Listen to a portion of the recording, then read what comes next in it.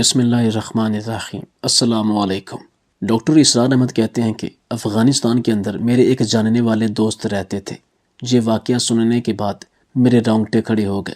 Doctor اسرار احمد کہتے ہیں کہ یہ واقعہ سن کر یقیناً آپ کا ضمیر آپ کو جھنجھوڑے گا کہ ہم کس معاشرے میں رہتے ہیں۔ اس ویڈیو کو مکمل دیکھیے گا تاکہ ساری روداد آپ کی سمجھ میں آ سکے۔ کابل کا یہ مولوی کہنے لگا، لو بہن، آپ نے یہ اسم اعظم 40 دن تک بلا ناغہ پڑھنا ہے۔ انشاءاللہ اللہ کے حکم سے تمہارے میاں کا کاروبار اچھا ہو جائے گا۔ مولوی صاحب نے کاغذ کے ٹکڑے پر اللہ کا نام لکھ کر اس عورت کو دیا تھا۔ مولانا صاحب مسجد کے امام صاحب تھے، لیکن امامت کے علاوہ وہ اپنے گھر میں کچھ وقت مجبور لوگوں کی یوں مدد کر دیتے کہ انہیں وظائف بتا دیتے۔ کئی لوگوں کے مسائل مولوی صاحب کے بتائے وظائفوں سے حل ہونے لگے تھے۔ دیکھتے ہی دیکھتے مولانا صاحب کی گاؤں کے لوگوں میں بہت عزت بڑھ گئی۔ خود بھی نیک ادوار کے مالک تھے، لیکن عجیب بات یہ تھی کہ رہتے اکیلے تھے۔ عمر 40 کے لگ بھگ تھی۔ ہمیشہ ان کی نظریں جھکی رہتی تھیں۔ عورتیں جب ان کے پاس اپنے مسائل لے کر آتی تو وہ ایک نظر بھی اٹھا کر انہیں نہ دیکھتے، بس اپنا سر جھکائے ان کا مسئلہ سنتے اور کاغذ کے ایک ٹکڑے پر وظیفہ لکھ کر دے دیتے۔ مولوی صاحب اپنی نیک نامی کی وجہ سے بہت جلدی پورے گاؤں میں مشہور ہو گئے۔ جہاں بہت سی خواتین کے مسائل حل ہوئے، وہاں پر ایک عائشہ نامی 25 سالہ عورت بھی شامل تھی۔ اس کا شوہر مرتضی ہر وقت نشے کی حالت میں رہتا تھا۔ جب گھر میں آتا تو عائشہ کو بہت مارتا۔ بیچاری گاؤں کے چند امیر کھاتے پیتے لوگوں کے گھر میں کام کاج کرتی تھی اور اپنا پیٹ پالتی تھی۔ عائشہ کی جب مرتضی سے شادی ہوئی تب بھی وہ اپنے ماں باپ کی منت کرتی رہی کہ وہ ایک نشئی ہے، میری شادی اس سے نہ کرے۔ لیکن اس کے والد کہتے کہ بچپن سے ہم نے تمہاری مرتضی کے ساتھ منگنی طے کی تھی، اس لیے تمہاری شادی ہر حال میں اسی سے ہی ہوگی۔ یہ اس وقت کی بات تھی جب زبان سے ایک مرتبہ رشتہ طے کر دیا جاتا تو چاہے جو مرضی ہو جائے وہیں کرنی ہوتی تھی۔ نہ عائشہ کے آنسوؤں نے باپ کے دل پر کوئی اثر کیا تھا اور نہ ہی عائشہ کی آواز کسی نے سنی۔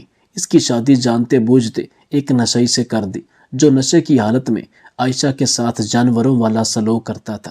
ہر وقت اسے مارتا پیٹتا۔ جب وہ اسے کہتی کہ کچھ کما کر لاؤ تو کہتا کہ تو کس لیے ہے، جا جا کر کما کر لا اور مجھے کھلا۔ عائشہ پہلے تو روتی دھوتی رہی، لیکن کہیں بھی کام کرنے نہیں گئی۔ لیکن جب فاقوں کی نوبت اس پر آنے لگی تو مجبوراً وہ گھر سے نکلی۔ گاؤں کے بہت سے لوگ اچھے کھاتے پیتے تھے۔ ان کے گھروں میں جا کر اس نے گھر کے کام کاج شروع کر دیے۔ باپ نے تو جیسے عائشہ کی شادی کر کے اس سے ہر تعلق ہی توڑ دیا تھا۔ نہ اسے اپنے گھر آنے دیتا، نہ خود بیٹی کی خیریت پوچھنے گیا۔ کبھی اس کے گھر جاتا تو اس کو حقائق کا سامنا ہوتا اور یہ اندازہ لگاتا کہ میں نے اپنی بیٹی کو کس نرخ میں بیچ دیا ہے۔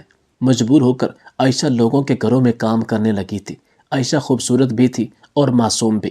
جن گھروں میں وہ کام کرتی تھی ان میں سے ایک گھر خدیجہ بیگم کا بھی تھا۔ وہ ایک سخت مزاج تھی اور اس کا عائشہ کے ساتھ رویہ بھی بہت سخت تھا۔ ایک بار عائشہ اس کے گھر کی صفائی کر رہی تھی کہ جب اس کا شوہر کمرے میں سو رہا تھا۔ عائشہ کہنے لگی کہ وہ یوں کمرے میں جا کر صفائی نہیں کرے گی۔ بیگم صاحبہ، آپ اپنے شوہر سے کہیں کہ کمرے سے باہر آ جائیں۔ یہ بات سن کر خدیجہ کو غصہ آنے لگا۔ کہنے لگی، تو کیا نواب ہے جو تیری خاطر میں اپنے شوہر کی نیند خراب کروں؟ اور ویسے بھی وہ تیرے باپ کی عمر کا ہے، تجھے کیا کہے گا؟ یہ کہہ کر وہ اسے کہنے لگی، جلدی سے صفائی کر، میں ذرا پڑوس کے گھر سے ہو کر آتی ہوں۔ خدیجہ اکیلے گھر میں رہتی تھی۔ اس کے 2 بیٹے تھے اور دونوں ہی تعلیم حاصل کرنے کے سلسلے میں شہر میں ہی رہتے تھے۔ وہ دونوں میاں بیوی ہی گھر پر ہوتے تھے۔ عائشہ مجبوراً جب اس کے کمرے میں صفائی کرنے گئی تو اس کا میاں بیڈ پر لیٹا تھا، جاگ رہا تھا، سویا نہیں تھا۔ اس نے کہا، صاحب جی، مجھے کمرے کی صفائی کرنی ہے، آپ کمرے سے باہر چلے جائیں۔ لیکن بجائے کمرے سے جانے کے وہ اٹھ کر بیٹھ گیا۔ کہنے لگا، تمہاری بیگم صاحبہ کہاں ہیں؟ عائشہ نے کہا کہ وہ پڑوس میں گئی ہیں، تھوڑی دیر تک آ جائیں گی۔ یہ سننا تھا کہ خدیجہ کے شوہر کے چہرے پر ایک کمینگی سی مسکراہٹ پھیل گئی۔ کہنے لگا، شکر ہے یہ عورت کہیں ادھر ادھر تو گئی، کتنے دنوں سے میں ایسے ہی موقع کی تلاش میں تھا۔ یہ سن کر عائشہ کو جھٹکا سا لگا تھا۔ وہ ابھی بات کو ٹھیک سے سمجھ ہی نہیں پائی تھی کہ بڑی تیزی سے خدیجہ کا شوہر بیڈ سے اٹھا اور کمرے کا دروازہ بند کر کے لاک کر دیا۔ عائشہ کے تو ہوش اڑ کر رہ گئے تھے۔ کہنے لگی، صاحب جی، یہ آپ کیا کر رہے ہیں؟ دروازہ کیوں بند کیا ہے؟ کہنے لگا، بتاتا ہوں، اتنی بھی تمہیں کیا جلدی ہے؟ تمہارے حسن نے تو مجھے تب سے پاگل کر رکھا ہے جب سے تم اس گھر میں کام کرنے کے لیے آ رہی ہو، لیکن کم وقت میری بیوی ہر وقت تمہارے پیچھے سائے کی طرح گھومتی پھرتی رہتی ہے۔ میں تو کب سے تمہیں دیکھ کر ٹھنڈی آہیں بھر رہا ہوں، اب آج مجھے موقع ملا ہے تو میں تمہیں کیسے چھوڑ دوں گا۔ یہ بات سن کر عائشہ کی تو جیسے جان نکل گئی، کہنے لگی صاحب جی میں ایسی عورت نہیں ہوں، دروازہ کھولو ورنہ میں شور مچا دوں گی۔ وہ کہنے لگا تمہاری سنے گا کون، ہم سب جانتے ہیں کہ تمہارا شوہر نشئی ہے، اور نشے کی لت جس شخص کو بھی لگ جائے وہ تو اپنی بیوی کا سودا کرنے سے بھی گریز نہیں کرتا۔ میں تجھے پیسوں سے تول دوں گا، تجھے رانی بنا کر رکھوں گا، تمہیں جو چاہیے میں تمہیں ہر وہ چیز مہیا کروں گا۔ میں یہ بھی جانتا ہوں کہ جب تمہارے شوہر کے پاس نشہ ختم ہو جاتا ہوگا تو وہ بھی تمہاری راتیں اپنے دوستوں کے ساتھ گزرواتا ہوگا۔ جب تم اپنے شوہر کے دوستوں کا دل بہلا سکتی ہو تو میرا کیوں نہیں؟ میں تمہیں اچھے خاصے پیسے دے دوں گا، اتنے پیسے تم نے ساری زندگی میں کبھی نہیں دیکھے ہوں گے۔ یہ کہنا تھا کہ عائشہ کے تن بدن میں آگ سی لگ گئی۔ اس نے ایک زوردار تھپڑ خدیجہ کے شوہر کے منہ پر مار دیا تھا۔ وہ غصے سے بھر گیا۔ عائشہ نے جلدی سے کمرے کا دروازہ کھولا اور باہر بھاگ گئی۔ گھر سے نکل کر وہ اپنے گھر چلی گئی۔ اس کا شوہر گھر پر چارپائی پر اوندھا لیٹا سو رہا تھا، ابھی بھی نشے کی حالت میں تھا۔ وہ اپنے گھر کا دروازہ بند کر کے وہیں بیٹھ کر پھوٹ پھوٹ کر رونے لگی کہ اس کی بھی کیا قسمت تھی۔ جس طرح کی نظریں وہ خود پر کر رہی تھی ان کا مفہوم اچھی طرح سے جانتی تھی، لیکن مجبور تھی کیونکہ اسے پیٹ بھرنے کے لیے لوگوں کے گھروں کا کام کرنا پڑتا تھا۔ شوہر کوئی کام نہیں کرتا تھا، بس دن رات نشے کی حالت میں پڑا رہتا تھا۔ نشہ ٹوٹتا تو خود کو نوچنے لگتا، پاگل ہونے لگتا، عائشہ کو مارتا پیٹتا، اس سے پیسے چھین کر لے جاتا۔ عائشہ کو اپنی زندگی سے نفرت سی ہونے لگی تھی۔ انہی دنوں اس نے مولوی صاحب کے بارے میں یہ باتیں سنی کہ وہ بہت نیک ہے، جسے وظیفہ بتاتے ہیں عورتوں کے مسائل حل ہو جاتے ہیں۔ اس نے سوچا کہ اب وہ وہیں جائے گی، مولانا صاحب سے ایسا وظیفہ پوچھے گی کہ اس کا شوہر ہر نشہ چھوڑ دے اور کام کرنے لگے۔ اسی سلسلے میں وہ اگلے روز ہی مولانا صاحب کے گھر پہنچی تھی۔ وہاں عورتوں کا تانتا بندھا ہوا تھا۔ اسے مولانا صاحب کی یہ عادت بہت اچھی لگی کہ وہ کسی بھی عورت کی جانب دیکھ نہیں رہتے، وہ سر جھکائے ان کے مسائل سنتے اور ایک کاغذ کے ٹکڑے پر ان کا وظیفہ لکھ کر دے دیتے۔ عائشہ کی جب باری آئی تو وہ پھوٹ پھوٹ کر رونے لگی۔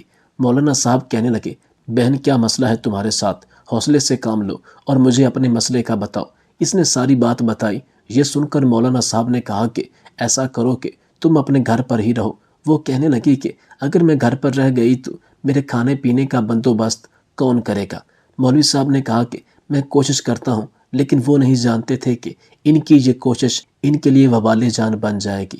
انہوں نے ایک کاغذ پر اسم اعظم لکھ کر عائشہ کو دیا اور کہنے لگے کہ تم اس اسم اعظم کا مغرب کی نماز کے بعد ورد کیا کرو، جلدی تمہارا شوہر راہ راست پر آ جائے گا۔ مگر اب تمہیں گھر سے باہر جا کر کام کرنے کی ضرورت نہیں، میں کوشش کروں گا کہ تمہارے گھر میں اس قدر راشن ڈلوا دوں تمہیں باہر جانے کی ضرورت نہ پڑے۔ عائشہ نے جب یہ سنا تو اس کے دل میں مولوی صاحب کے لیے عزت بڑھ چکی تھی۔ اس کی آنکھوں میں تشکرانہ آنسو آنے لگے۔ ایک نظر مولوی صاحب کی جانب دیکھا اور پھر انہیں ڈھیروں دعائیں دیتی ہوئی ان کا شکریہ ادا کرتی وہاں سے اٹھ گئی۔ عائشہ کو اپنے اندر ایک سکون سا محسوس ہو رہا تھا۔ گھر آئی تو شوہر بھی صحن میں بیٹھا اپنے بال نوچ رہا تھا۔ عائشہ کو دیکھ کر فوراً اس کی جانب بڑھا اور وہیں لاتوں اور تھپڑوں کی برسات کر دی۔ کہنے لگا کہ کہاں چلی گئی تھی تو؟ مجھے بھوک لگی ہے، کھانا کیا تیری ماں آ کر دے گی؟ شوہر کے منہ سے یہ بات سن کر تو عائشہ رونے لگی۔ فوراً خود کو اس سے چھڑوایا اور کہنے لگی کہ زبان سنبھال کر بات کر، مجھے کیا پتا تھا کہ تم بے وقت گھر آ جاؤ گے، ویسے تو آدھی رات تک گھر سے باہر ہی رہتے ہو۔ یہ سن کر شوہر مزید مشتعل ہو چکا تھا۔ کہنے لگا کتنے پیسے ہیں تمہارے پاس؟ سارے مجھے دو، مجھے ضرورت ہے۔ جب عائشہ نے دینے سے انکار کیا تو وہ اسے بری طرح سے پیٹنے لگا۔ اس کے رونے اور چلانے کی آوازیں آس پاس کے گھروں تک بھی سنائی دے چکی تھی۔ وہ اس سے پیسے چھین کر گھر سے نکل چکا تھا اور وہ ایک مرتبہ پھر وہیں بیٹھی رونے لگی۔ بال بکھرے، کپڑے پھٹے اور چادر ڈھلک کر جانب گری ہوئی تھی۔ یہ انسان تھا یا درندہ؟ مگر اسے یقین تھا کہ مولوی صاحب کے بتائے ہوئے ورد سے اس کا شوہر جلدی اس عادت سے باز آ جائے گا اور کمانے لگے گا۔ یہی سوچ کر وہ اندر چلی گئی۔ اگلے روز وہ مولوی صاحب کے بتائے ہوئے طریقے کے مطابق کام پر نہیں گئی تھی۔ اس کا شوہر گھر ہی نشے میں دھت پڑا تھا۔ جب اٹھا اور عائشہ کو گھر میں دیکھا تو کہنے لگا کہ تو آج کام پر نہیں گئی۔ یہ سن کر عائشہ نے نفی میں سر ہلایا کہ میں اب کام پر نہیں جاؤں گی بلکہ تم کما کر لاؤ گے۔ اس وقت شوہر کے ماتھے پر بل آئے تھے۔ کہنے لگا کہ میں کیوں کماؤں، تم کماتی ہو اور تم ہی کماؤ گی۔ دل ہی دل میں عائشہ مسلسل مولوی صاحب کا بتایا ہوا ورد کرتی جا رہی تھی، اور اسے حیرت بھی ہوئی کہ اس کے شوہر نے آج اس پر ہاتھ نہیں اٹھایا تھا، بلکہ وہ منہ میں بڑبڑاتا ہوا وہاں سے جا چکا تھا۔ اتنی تبدیلی بھی اس کے لیے کافی تھی۔ کچھ ہی دیر گزری تھی کہ دروازے پر دستک ہوئی۔ عائشہ نے دروازے پر جا پوچھا تو باہر مولوی صاحب تھے۔ وہ اپنے ساتھ راشن لے کر آئے تھے۔ ان کے گھر میں بھلے ہی راشن موجود نہ تھا، مگر کل جب عائشہ کو دیکھا تو مولوی صاحب نے اس کی آواز میں بہت درد محسوس کیا، اور مولوی صاحب نے خود ہی راشن کی بات کی تھی، تو مولوی صاحب نے اپنے پاس موجود جمع پونجی سے اس کے لیے راشن خریدا تھا۔ یہ دیکھ کر تو عائشہ کی آنکھوں میں خوشی سے آنسو آ گئے۔ وہ مولوی صاحب کا شکریہ ادا کرنے لگی تو مولوی صاحب یہ کہنے لگے کہ بس میرے حق میں دعا کرنا کہ خدا میری بچی کے نیک نصیب کرے۔ پھر وہ یہاں سے چلے گئے۔ اس وقت عائشہ کو حیرت ہوئی تھی۔ اس نے تو سمجھا تھا کہ مولوی صاحب اکیلے رہتے ہیں، لیکن ان کی تو ایک بیٹی بھی تھی جسے انہوں نے شاید کبھی گھر سے باہر نکلنے نہیں دیا تھا۔ آج جب عائشہ کا شوہر گھر آیا تو کافی پرسکون سا لگ رہا تھا۔ آ کر کہنے لگا کہ آج سے تم کام پر نہیں جاؤ گی بلکہ میں خود ہی کوئی کام ڈھونڈ لوں گا۔ کب تک میں بیوی کے ٹکڑوں پر پلتا رہوں گا؟ یہ تو میری غیرت پر بات آئی ہے۔ شوہر کی یہ بات سن کر اندر ہی اندر عائشہ خوش ہوئی تھی کہ جیسے بھی صحیح مگر اس کا شوہر راہ راست پر آ رہا تھا۔ اس کے چہرے پر مسکراہٹ دیکھ کر اس کا شوہر کہنے لگا کہ تجھے کس بات کی خوشی چڑھی ہے؟ دیکھ رہا ہوں بڑی مسکراتی پھر رہی ہے۔ یہ سن کر عائشہ فوراً سپاٹ انداز میں کہنے لگی کہ نہیں، ایسی کوئی بات نہیں، میں تو یہی چاہتی تھی کہ آپ باقی مردوں کی طرح کماؤ، گاؤں میں آپ کی عزت ہو اور آپ یہ نشہ کرنا چھوڑ دو۔ میں تو بس آپ کی بھلائی ہی چاہتی تھی۔ خیر، اس کا شوہر خاموشی سے کھانا کھاتا رہا اور پہلی مرتبہ نشہ کیے بغیر سویا تھا۔ اگلے روز جلدی جلدی گھر کے کام نپٹا کر عائشہ مولوی صاحب کے ہاں جانے کے لیے نکلی تاکہ انہیں بتا سکے کہ ان کے بتائے ہوئے عمل سے اس کا شوہر سدھرتا جا رہا ہے۔ جیسے ہی وہ مولوی کے گھر میں آئی تو آج اتوار کا دن تھا، اور اتوار کے روز مولوی صاحب کسی کی بھی روحانی مدد نہیں کیا کرتے تھے، مگر عائشہ تو ان کا شکریہ ادا کرنا چاہتی تھی۔ اس نے دروازے پر دستک دی تو کچھ دیر بعد مولوی صاحب نے خود ہی دروازہ کھولا۔ عائشہ کو دیکھ کر ان کے چہرے پر ایک اطمینان سا آیا تھا۔ وہ اسے گھر کے اندر لے گئے۔ آج گھر میں کوئی بھی عورت موجود نہ تھی۔ عائشہ چلتی ہوئی باہر صحن میں آئی تو مولوی صاحب اسے اندر کمرے میں لے گئے۔ عائشہ جب کمرے میں گئی تو اندر کا منظر دیکھ کر اسے ایک جھٹکا سا لگا تھا۔ سامنے مولوی صاحب کی 17 سالہ بیٹی فرش پر بیٹھی تھی۔ اس کے سامنے سوکھی روٹی کے چند ٹکڑے تھے اور وہ پانی میں بھگو کر کھا رہی تھی۔ شاید وہ تھوڑی ذہنی معذور تھی، کیونکہ جس طرح وہ بیٹھی تھی اور پھر روٹی کے نوالے منہ میں ڈال رہی تھی، ایسا لگ رہا تھا جیسے اس کا ذہنی توازن ٹھیک نہ ہو۔ مولوی صاحب کہنے لگے کہ میری کل کائنات میری بچی ہے، یہ ذہنی طور پر تھوڑی کمزور ہے۔ اس کی پیدائش پر ہی میری بیوی مجھے چھوڑ کر چلی گئی تھی۔ یہ سن کر تو عائشہ کو حیرت ہوئی تھی، مگر اس بچی کو جب عائشہ نے بڑی مشکل سے سوکھے نوالے چباتے دیکھا تو دل میں چبھن سی اٹھی تھی۔ مولوی صاحب نے عائشہ کے گھر راشن ڈلوا دیا تھا، مگر خود وہ اور ان کی بچی کئی روز کی پڑی سوکھی روٹی کھا رہے تھے۔ یہ دیکھ کر عائشہ کی آنکھوں میں آنسو آ چکے تھے۔ اس کی نظروں میں تو مولوی صاحب کسی فرشتے سے کم نہیں تھے۔ وہ کہنے لگی کہ مولوی صاحب، اگر آپ کے حالات اتنے تنگ تھے تو آپ مجھے نہ دیتے، میں کسی نہ کسی طرح کام کر لیتی۔ مگر مولوی صاحب نے فوراً ہاتھ اٹھا کر اسے خاموش کروا دیا۔ کہنے لگے کہ نہیں، تم میری بیٹیوں جیسی ہو اور یہ میرا فرض بنتا تھا۔ مجھے جیسے ہی پیسے ملیں گے تو میں اپنے گھر بھی ڈلوا لوں گا۔ اس کے بعد انہوں نے ایک کاغذ پر مزید کچھ لکھ کر دیا اور عائشہ سے کہنے لگے کہ تم 5 وقت کی نماز باقاعدگی سے پڑھو اور ان پر عمل کرو، خدا تمہارے شوہر کو ہدایت دے گا اور وہ بہت جلد راہ راست پر آ جائے گا۔ یہ سن کر عائشہ خوش ہوئی تھی اور پھر ان کا شکریہ ادا کرتی ایک نظر اس بچی پہ ڈالتی گھر سے باہر نکلی۔ اس نے تو یہی سوچا تھا کہ وہ گھر جا کر سب سے پہلے آدھا راشن مولوی صاحب کو واپس کر دے گی۔ اس کی آنکھوں میں آنسو تھے، وہ رو رہی تھی کیونکہ اس نے منظر ہی کچھ ایسا دیکھا تھا۔ کوئی اس قدر بھی آج کے زمانے میں اچھا ہو سکتا ہے؟ وہ جیسے ہی گھر سے باہر نکلی تو گلی میں ایک لڑکا کھڑا تھا جس نے عائشہ کو روتے ہوئے دیکھ لیا۔ جیسے ہی اس لڑکے کی نظر عائشہ پر پڑی تو عائشہ نے فوراً اپنا چہرہ چھپا کر اپنے گھر کو جانے لگی۔ وہ لڑکا محلے کے اوباس لڑکوں میں سے ایک تھا۔ جیسی سوچ تھی ویسا ہی سمجھ سکتا تھا۔ اس نے یہ بات اپنی چند دوستوں کو بتائی کہ آج تو مولوی صاحب کسی کو دم نہیں کرتے اور نہ ہی تعویذ لکھ کر دیتے ہیں، تو پھر جوان جہاں لڑکی ان کے گھر سے روتی ہوئی کیوں نکل رہی تھی؟ آخر یہ کیا چکر ہو سکتا ہے؟ سبھی اسی بات پر پہنچے کہ جب کوئی بھی عورت روتے ہوئے نکلے تو ایک ہی مطلب ہو سکتا ہے کہ مولوی صاحب نے یقیناً تنہائی کا فائدہ اٹھایا ہوگا اور آج ایک نئے طریقے کا دم ڈال دیا ہوگا۔ یہ لڑکے آپس میں باتیں کرتے اور بہت زیادہ ہنس رہے تھے۔ کوئی کہتا کہ مولوی صاحب بھی کافی دنوں سے اسی کی تلاش میں تھے کہ کوئی عورت اکیلے میں ملے، کیونکہ ان کی بیوی تو ان کو کب کی چھوڑ چکی ہے۔ دوسرا لڑکا کہنے لگا کہ مولوی صاحب کا کوئی قصور بھی تو نہیں ہے، یہ ایسی باتیں کرتے اپنی محفل میں رنگ جما رہے تھے۔ بس پھر کیا تھا، یہ خبر پورے گاؤں میں جنگل کی آگ کی طرح سے پھیلنے لگی کہ مولوی صاحب نے عائشہ کے ساتھ بدکاری کی ہے۔ عائشہ اس بات سے انجان گھر میں عصر کی نماز پڑھ رہی تھی کہ جب اس کا شوہر غصے سے گھر میں داخل ہوا۔ پورے گاؤں میں بدنامی ہو رہی تھی، ہر کوئی اس کے شوہر کو بڑی عجیب نظروں سے دیکھ رہا تھا۔ وہ منہ چھپاتا غصے سے گھر پہنچا تو عائشہ نماز پڑھ رہی تھی۔ اس نے نماز پڑھتی ہوئی عائشہ کا بھی لحاظ نہ کیا، بلکہ وہیں سے اس کا گلا دبوچ کر گھسیٹتا ہوا ایک جانب لے گیا۔ عائشہ کو تو غصہ آ چکا تھا، وہ اپنے شوہر کو پہلی مرتبہ دور جھٹک کر کہنے لگی کہ تمہارا دماغ تو ٹھیک ہے، میں نماز پڑھ رہی تھی اور تمہیں خدا کا ذرا بھی خوف نہیں۔ وہ بھی بول ہی رہی تھی کہ اس کے شوہر نے زناٹے دار تھپڑ اس کے منہ پر دے مارا۔ کہنے لگا کہ کمینی عورت، تو میری عزت اس مولوی کے ساتھ اچھال کر سمجھتی ہے کہ کسی کو کچھ پتہ نہیں چلے گا۔ تب ہی میں کہوں کہ ان دنوں تیرے چہرے پر اس قدر مسکراہٹیں کیوں ہیں؟ تو خوش کیوں رہنے لگی ہے؟ اور اب نماز پڑھ کر 100 چوہے کھا کر بلی حج کو چلی والا حساب کر رہی ہے۔ وہ ساتھ ساتھ پوری قوت سے عائشہ کو تھپڑ مار رہا تھا اور ساتھ اسے باتیں سنا رہا تھا۔ عائشہ تو کچھ سمجھ ہی نہ پائی تھی۔ جب اس کے شوہر نے اسے بتایا کہ پورے گاؤں میں یہ بات مشہور ہو چکی ہے تو عائشہ کا تو سانس ہی رک چکا تھا۔ وہیں دوسری جانب مولوی صاحب اپنی بیٹی ہنا کو قرآن مجید کا درس دے رہے تھے۔ وہ اپنی توتلی زبان میں ان کے پیچھے پڑ رہی تھی کہ جب انہیں اپنے گھر کے باہر شور شرابے کی آواز آئی، پہلے تو وہ کچھ سمجھ نہ سکے، پھر کچھ سوچتے ہوئے جب گھر کے دروازے کے پاس آئے تو باہر سے جو آوازیں سنیں ان کا تو دل کانپا تھا۔ استغفار کا ورد کرتے ہوئے دروازے سے پیچھے ہٹ گئے۔ یہ لوگ کیسی باتیں کر رہے تھے، ان کا خدا گواہ تھا، ایسی کوئی بات ہی نہ تھی۔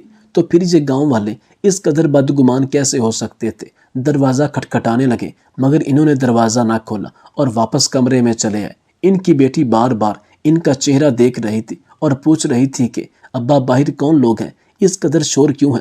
مگر وہ کچھ بول ہی نہ پائے۔ کچھ ہی دیر بعد یہ خبر گردش کرنے لگی کہ عائشہ نے خودکشی کر لی ہے۔ لوگ مولوی صاحب کے دروازے سے ہٹ کر عائشہ کی جانب دوڑے۔ جب دیکھا گیا تو وہ صحن میں لگے درخت کے ساتھ جھول رہی تھی، جبکہ اس کا شوہر ایک جانب بیٹھا سکتے کی کیفیت میں تھا۔ سب لوگوں نے یہی کہا کہ گاؤں میں جو چرچا ہو رہا تھا وہ سن کر ہی اس نے خودکشی کی، جبکہ حقیقت سب ہی جانتے تھے کہ اس کا شوہر ہی غیرت کے نام پر اس کا قتل کر چکا ہے اور ظاہر یہ کر رہا ہے کہ اس نے خودکشی کی ہے۔ گاؤں کے لوگ بھی اس کے شوہر کے ہی حمایتی تھے۔ کہنے لگے کہ یہ جیسا بھی تھا مگر کبھی ایسا غلط کام تو نہ کیا جتنی یہ گھٹیا نکلی۔ گاؤں کے مرد کہنے لگے کہ ان سب کا ذمہ دار وہ مولوی ہی ہے جو کتنی ہی عورتوں کی زندگیاں برباد کر چکا ہوگا اور اب نہ جانے اگلا کس کا شکار کرے گا۔ یہ سن کر تو سبھی عورتیں گھبرا چکی تھیں۔ وہیں ان عورتوں کے مرد جن کو پتا تھا کہ ان کی بیویاں مولوی صاحب کے پاس جایا کرتی ہیں، وہ سب ہی اپنی بیویوں کو شک کی نگاہ سے دیکھنے لگے تھے۔ ایک عجیب سی فضا ہو چکی تھی۔ گاؤں کے سارے مرد بھی پھر چکے تھے۔ کہنے لگے کہ ہم بھی بیوی بیٹیوں والے ہیں، کل کو یہ مولوی مزید ہماری آنکھ میں دھول نہ جھونک سکے۔ ارے ہم تو مسجد میں اس جیسے شخص سے امامت کروا رہے تھے جو کہ اس قدر بد کردار ہے۔ سب کا رخ مولوی صاحب کے گھر کی طرف تھا۔ کہنے لگے کہ ہم اس سے بدلہ لیں گے، انہوں نے ہمارے گاؤں کی بیٹی کو موت کے گھاٹ اتروا دیا، ہماری عزت پر حرف آیا ہے، ہم ان کی عزت کے ساتھ بھی اب ایسا ہی کریں گے۔ یہ کہہ کر وہ سب ہی مولوی صاحب کے گھر کا دروازہ توڑ کر اندر داخل ہو چکے تھے۔ مولوی صاحب تو گھبرا گئے، کمرے سے باہر نکل آئے۔ گاؤں کے کچھ ہی لوگ جانتے تھے کہ مولوی صاحب کی ایک بیٹی بھی ہے۔ وہ سب ہی مولوی صاحب کو پکڑ کر ان کی تذلیل کرتے ہوئے ان کے کپڑے پھاڑنے لگے تو مولوی صاحب انہیں یقین دلانے لگا کہ اس نے ایسا کچھ بھی نہیں کیا، وہ تو اپنے شوہر کی عادات کی وجہ سے تنگ مجھ سے تعویذ لینے آئی تھی۔ مگر وہ لوگ تو انتہائی گندی زبان استعمال کرنے لگے، تبھی کچھ لوگ مولوی صاحب کے کمرے کا سامان باہر پھینکنے کے لیے اندر گئے کہ آج ہی اس مولوی کو یہاں ذلیل کرنے کے بعد اس گاؤں سے نکال دیں گے۔ تو اندر مولوی صاحب کی بیٹی بیٹھی تھی۔ انہوں نے نہ آؤ دیکھا نہ تاؤ، مولوی صاحب کی بیٹی کو گھر سے گھسیٹ کر باہر لے جانے لگے۔ ایک کوہرام سا مچا تھا۔ مولوی صاحب اپنے سر پر باندھی ہوئی سفید پگڑی اتار کر ان لوگوں کے قدموں میں پھینک چکے تھے۔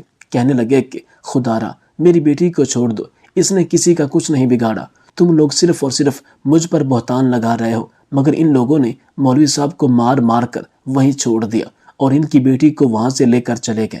مولوی صاحب لہو لہان ہو کر گر چکے تھے۔ بہت کوشش کی کہ اٹھ کے ان لوگوں کے پیچھے جائیں مگر نہ جا سکے۔ وہیں دوسری جانب مولوی صاحب کی بیٹی کو گاؤں کے بیچ چوراہے پر گرا دیا گیا۔ وہ ایک ٹانگ سے معذور، ذہنی طور پر کمزور بچی رونے لگی۔ مارے خوف کے عورتوں کے پیچھے چھپ رہی تھی، مگر عورتیں اسے بیچ چوراہے میں بٹھا کر کوئی پتھر مارتا تو کوئی گندا کیچڑ اٹھا کر اس پر پھینکتا، کسی نے تو کالی سیاہی لا کر اس کے منہ پر مال دی تو کوئی انتہا درجے کی گھٹیا گالیاں دینے لگا۔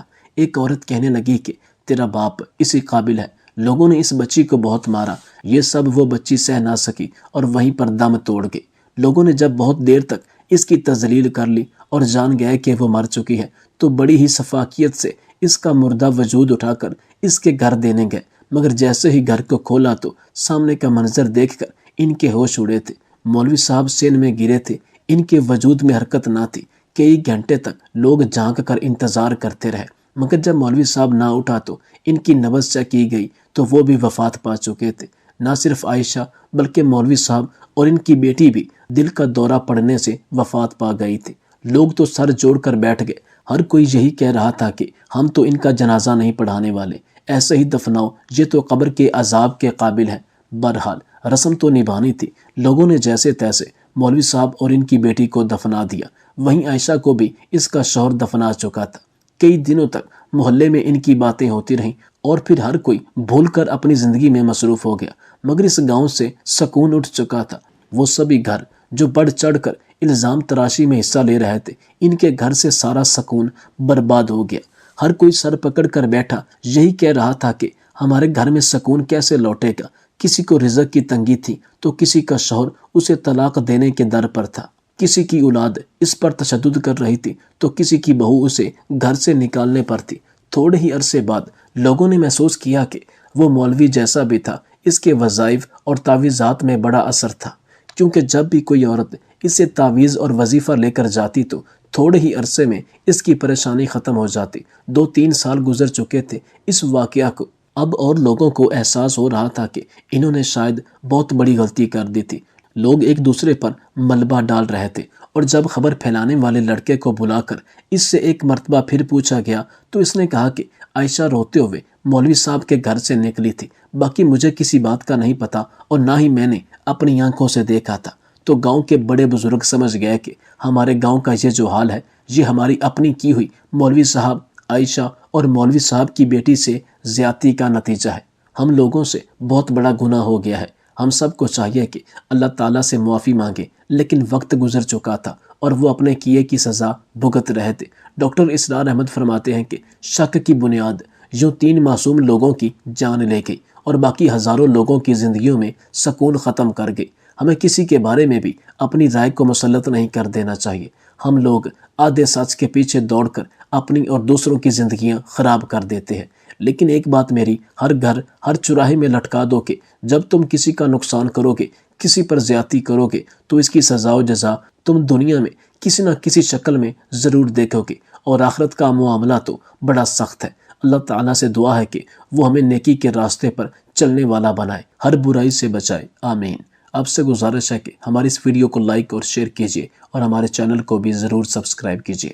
اللہ حامی و ناصر۔